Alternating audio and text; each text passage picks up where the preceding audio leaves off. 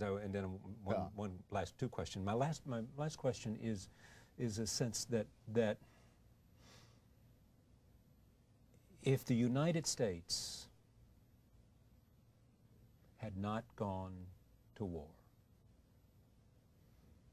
let me say it another way. Do you believe the United States wanted to go to war all along?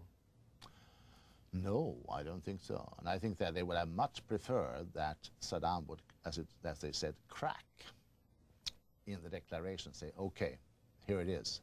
And they mount and mount and mount, and eventually they would get. They would have been happy, you believe, if in fact he had said, come on in, I'm happy to cooperate. I realize I had these intentions a long time ago, and I had these capabilities that I was working on, but I've learned the error of my ways. Have a look. Well, that was what the British proposed at the end, that you should make a sort of confession. Right. And say, fall on his knees. Right.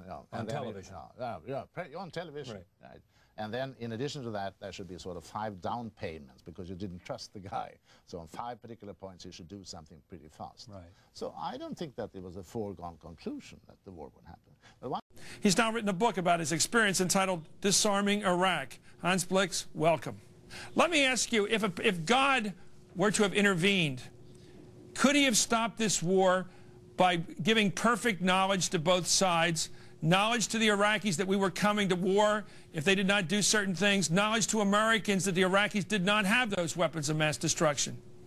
Well, either way, it might have helped to stop the war, because if the U.S. had known that there were no weapons of mass destruction, I don't think they would have gone to war, and Mr. Bush certainly could not have persuaded Congress about it.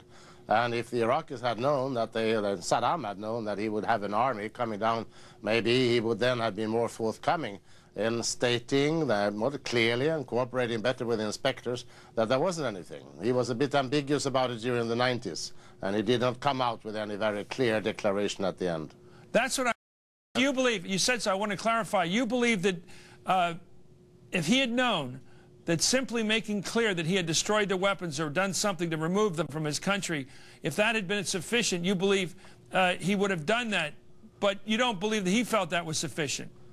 No, he wasn't sure that. I think he was not quite sure that it really would be an invasion. He didn't know about that. If he had known about it, I'm sure that he would have preferred to humiliate himself somewhat rather than to be invaded and be captured.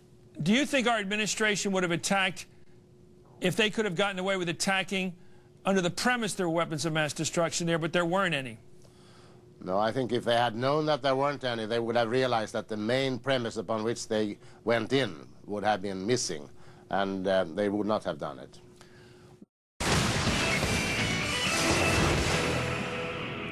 Welcome back to Hardball. I'm continuing with former Chief Weapons Inspector Hans Blix. Let me ask you, sir, about your watching and listening to the administration leaders as they made the case for war with Iraq before we went to war a year ago this week. Did you think there was anything unclear or dishonest even about the presentations made by the President, Vice President, and Secretary of State? Well, I never felt that there was any bad faith. I think they were convinced what they were saying. But I think that they were inclined to put exclamation marks where they should have question marks.